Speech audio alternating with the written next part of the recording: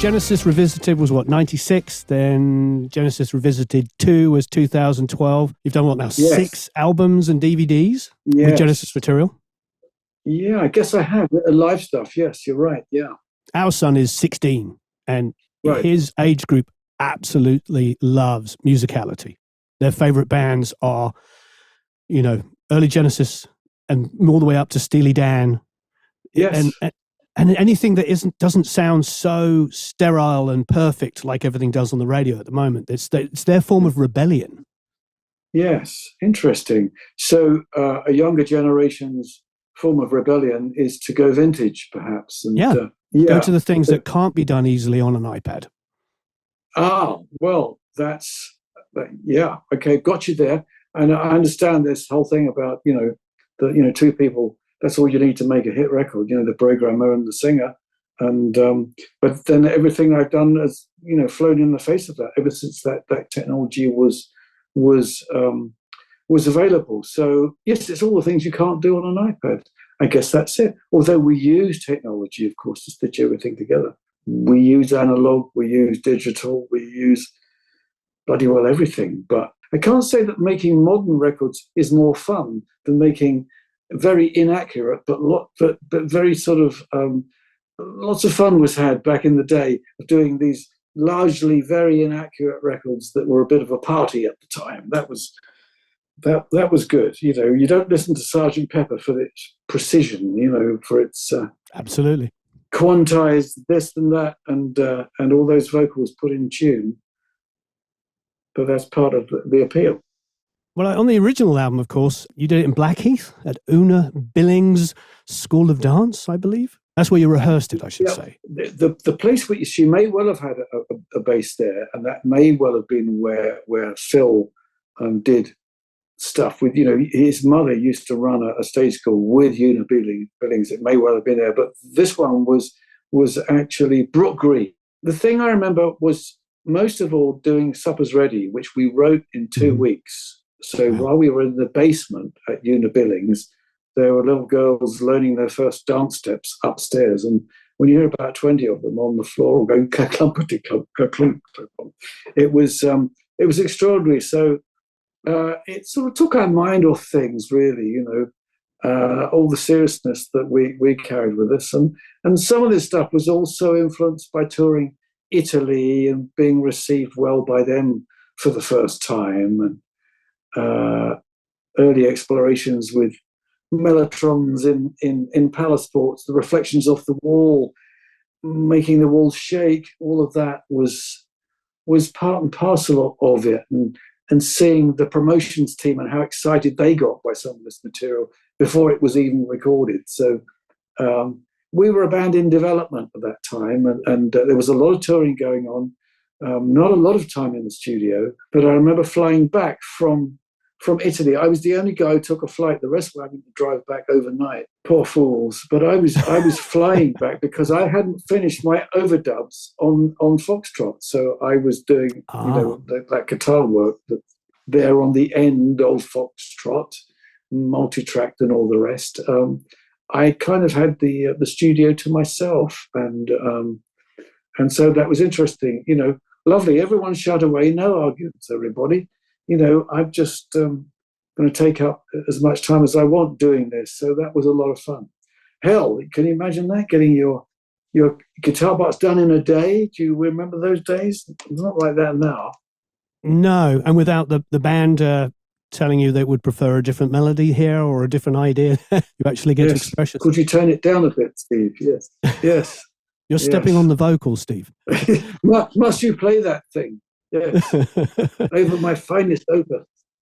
Yes. I suppose that answers one of my questions was, with like Get 'Em Out by Friday, Can Utility in the Coastliners, Lovers Lee, Apocalypse and 9/8, and all the other parts of Supper's Ready. Was that stuff pre-written by you, or was it formed in that rehearsal stage when you... Much was put together in the rehearsal room. A lot of things came out of jams with us, as indeed Marillion do these days. But there were certain things that were written. The song part of Can Utility, I'd already written, and the lyrics. The rest of it was a jam, a refined jam, of course, because then, Mike Rutherford would kick in with a dunk, a dunk, a dunk, dunk, dunk, dunk, a rhythmic thing, and then Tony would do a solo over the top with mellotron, which is one of the best mellotron solos ever. Absolutely. Entirely ignoring the chords and working around it, but it worked to great effect. The idea of mellotron being sufficiently loud to drown out the guitars, but you hear them sort of powering away. And so much of Genesis was like that, the one note jam aspect. But I'm surprised that so much of it was articulate, to be honest. There were so many bands with keyboards that it was sort of an either or situation, wasn't it? You're either a keyboard band with guitars or you're a guitar band with keyboards. But the great thing about Genesis at that period was you were the perfect blend of both. Well, I'm glad you think that, because at times, there were times when, to do a guitar-based tune with Genesis, it normally meant that you had tinkly 12-string passages as opposed to a guitar-based tune that starts off with power chords. So schizoid, and we weren't. I think we're very, and it was much more pastoral, I think, and then things emanated from the sort of pastel backgrounds in a way, and came out and grabbed you in a kind of Nursery Crime like method. Really, it's kind of very subtle. I think the atmospheres that the band conjured were not obvious rock and roll. There were other things that were on the agenda. The idea of church music meets syncopation. I think that's what defined quite a lot of early Genesis. Big band meets Ralph Vaughan Williams. I think we were listening to different turntables here, and you get the collision of these ideas. It's what makes up its Englishness and its idiosyncratic approach. I've always thought that. I've always felt like Genesis was quintessentially English. Growing up as a child in the 70s, it was classical music, and then you discovered rock and maybe naive English folk music and stuff like that. And but there was definitely that classical element that we grew up. Nothing wrong with folk music. I no, not at all. And one of the influences, I remember talking to Mike Rutherford very early days, and he was saying, "Oh, I really like Joni Mitchell's guitar sound." That's not the sort of thing that most rock and rollers would say to you, but that early stuff that had been produced by Dave Crosby. But classical music was high on the agenda. I think Tony's mother was a classical pianist, or whether she was a gifted amateur or a professional, I don't know.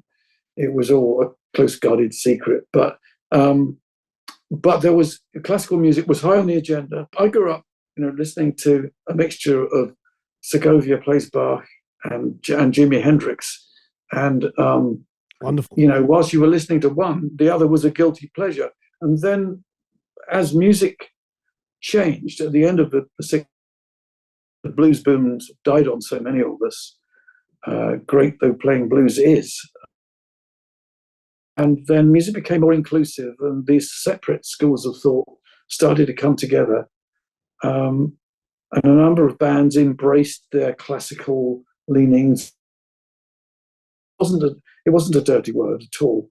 And nothing wrong with folk being in there as well. So there doesn't always have to be the tyranny of volume to grab people. There was so much lovely stuff that was coming out just late 60s. You struck a balance between virtuosity, early sweep picking, note tapping, all stuff that you've been lauded with over the years. And many people, I remember Eddie Van Halen mentioning you for the note tapping and how inspirational that was. I feel like you had just a little bit more blues than everybody else in the band, just a little bit more. And it's probably because of the instrument, isn't it? Because guitar has that ability to bend notes. I think so.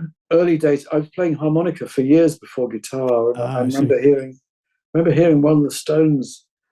I think I put on the B side of Not Fade Away, and it was Little by Little, and it starts off with spooky, wet harmonica, and I thought, I could possibly do that.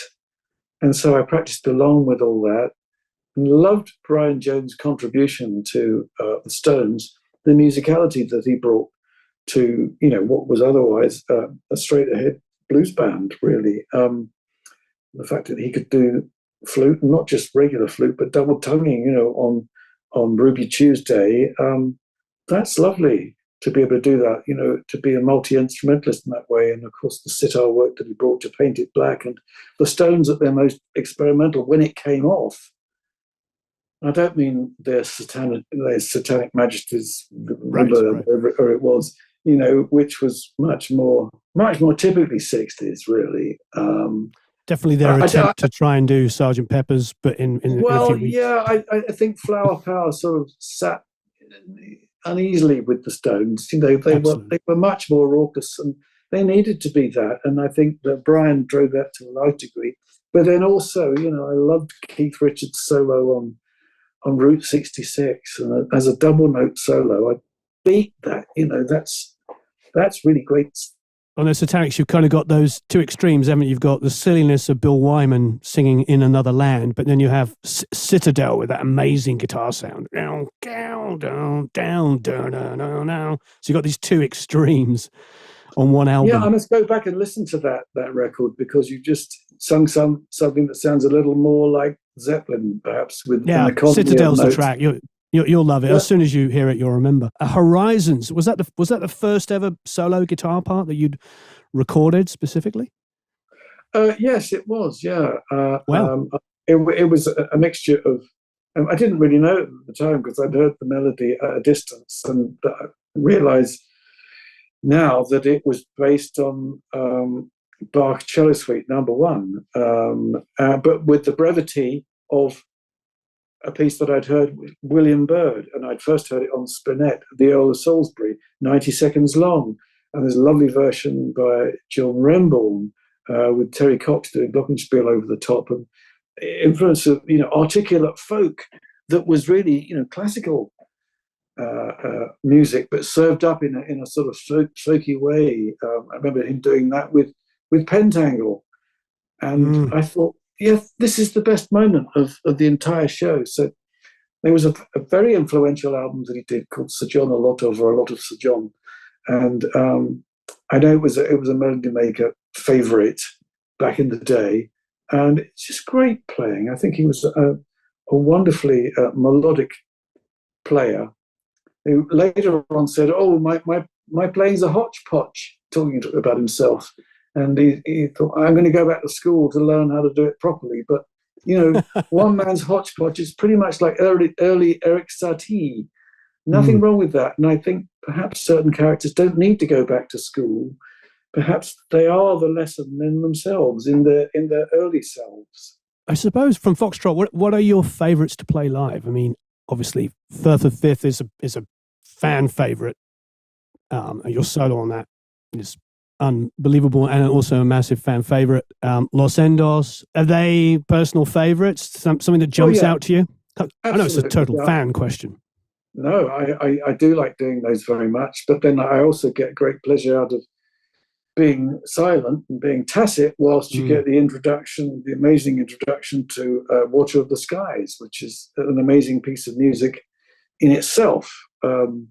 Especially when you get to the moment where the band starts crescendoing up over the mellotron chords, and so I did re-record that, of course, with an orchestra way back in the mid-90s. I had a mellotron and an orchestra, but then it meant we could turn some of those organ moments into brass fanfares. And I was lucky enough to have half of King Crimson, or was it 2/3 of King Crimson, the band that did Red, with John Wetton on vocals and Bill Bruford on drums on that. Wow. So, we had Genesis meets the Royal Philharmonic meets King Crimson. Can you tell us a little bit about your kind of live setup, what you use for the recording, guitars, pedals, all that kind of stuff? Are you still using amps with mics, or are you using some of the kind of impulse responses built into units and stuff? Yeah, well, for live stuff, I use Engel amps when I'm doing a live show. Lovely. So Foxtrot 50 is Engel. For distortion, most of the time I use a Sans amp, I use a tube screamer to boost that sometimes, and an iron boost pedal invented by Pete Cornish. So that's important. So that's all some of it vintage. But the three guitars that I like to record with when doing lead stuff, it's mainly, I've got a Les Paul 1957 antique and all that. And I've got a Fernandez, which is much more recent with the Sustainer pickup on it and the tremolo arm. Plus, I've also got one of Brian May's designed guitars, Red Specials, and I work with him on a couple of projects. And just recently, I've been recording with that, and it's very recognizably him. But he claims that I influenced him in the first place on Nursery Crime, and Musical Box, he said, was influential for him. So I guess, harmony guitars. I think of him as Mr. Harmony Guitar, but apparently I was doing that first of all. But he's been amazing at being the one-man electric guitar orchestra himself. So brilliant player, lovely, sweet guy. Wonderful feel. Absolutely. Yes. Cool feel, yeah. Yes. Yeah. Great. And you're right, humility. I've heard him name check you, and then when people ask him about AC30s, he's like, no, not my thing. I got it from Rory Gallagher. Yes, there you go. Rory Gallagher, Strat and AC30. Wonderful, yes. I met Rory, funnily enough. Never got to work with him, but we are on the same record. We're on Box of Frogs. Taste were great, They really, played the balls off that early blues stuff. I suppose an obvious question I'm sure all your fans will be thinking is, what do the other guys in the band think about you doing these records? Oh, the other guys in Genesis, you mean? Yes, well, exactly. The only one who's really commented is Tony Banks, and I was there at the launch of Mike Rutherford's autobiography, and he said to me, "You're keeping the legacy of the band alive." I fully expect him to steam into me and say, "What the hell do you think you're doing?" But it was completely the opposite reaction. I didn't expect that at all. You never know with Tony which version you're going to get, and I thought, oh, well, okay, yes, indeed. And of course, I'm celebrating so much of his early work. Those exquisite chord shapes and machinations and harmonies, because I do think. That early stuff was really marvelous. A lot of it, driven by him. As I say, Can Utility, that Mellotron solo, it's worthy of any classical composer, I think. Genesis, although they didn't ever work with an orchestra, I've redressed the balance and taken it to orchestras at various times. And no one's pilloried me for that yet. There's still time, of course. I suppose what's next? Is it logically you go on to Nursery Crime? Are you gonna tackle that? Next year it's supposed to be the anniversary of Lamb Lies Down on Broadway, but I'm not going to do it in its entirety. But I will do some selections from it because I want to do at least a nod to it.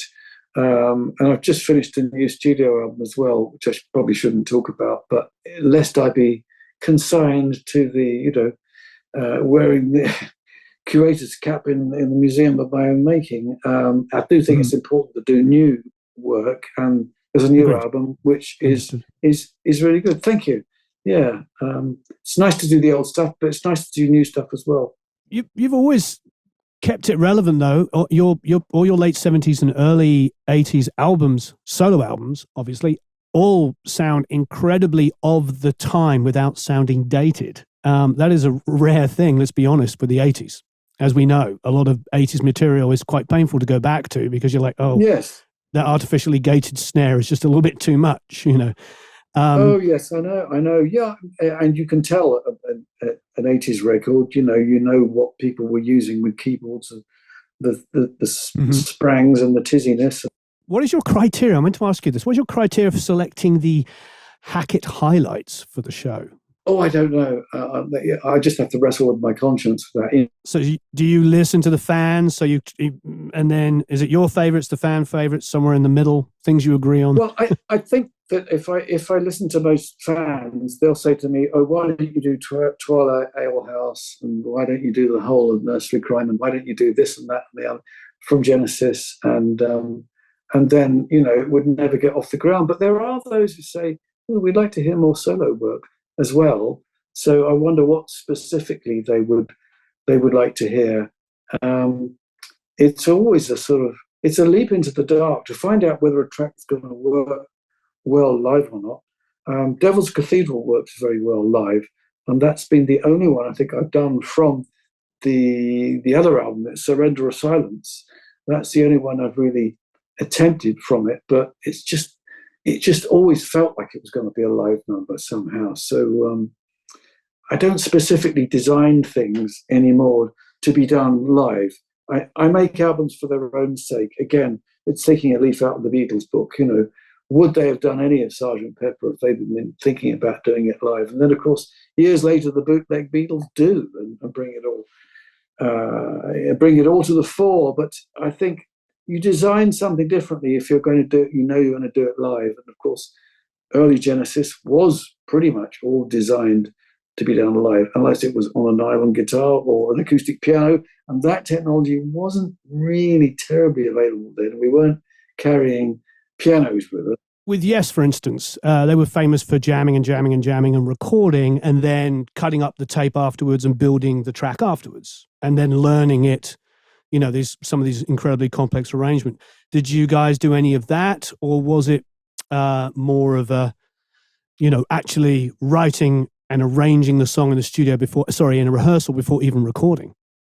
Or was there a bit of both? Because I think it was both. People brought in tunes, but then we did a lot of jamming. I would say, at least 50% was written eyeball to eyeball. And so we would refine jams. We tended to record on nothing more spectacular than on a cassette recorder and listen to things back, or we would power around the same riff while someone was getting a solo together until they decided that was going to be their solo, and that was it. It's probably not very good use of manpower wearing the horses out, but but that's how it was then. Now, of course, you would tend to sort of chain something up, and I'm not talking about women or priests. I must tell you, in 80, I bought Defector, and I remember just hearing the steps for the first time, and the way you wait for that flourish just comes in. My hair's actually talking about it. My hairs are standing on end because you play that melody, and it's this beautiful melody. I'd love to know what that is. Is it the combination of guitar and synth, or is it guitar synth, but that main melody you play before that huge bending, crescendo part comes in? It's a combination of its guitar, synth, mellotron, and flute on the original. Oh, wow. And then, that moment had some slap echo on it. And that's kind of, you could say that was the making of it on record. It's powerful, that bit. Whereas now we tend to sort of do that 80s thing and gate the drums or have sample playing along with it as well when we're doing steps. And so it still seems to be a bit of a favorite. And I've done it with different bands as well, funnily enough, not just with my own band. Couple of quick dumb questions. Who recorded it? Who's the engineer on there? Oh, the engineer was John Aycock, the late great John Aycock, lovely guy, wonderful friend, very, very talented. Thank you. Steve, thank you ever so much for your time. It was an absolute pleasure. I really, really appreciate it.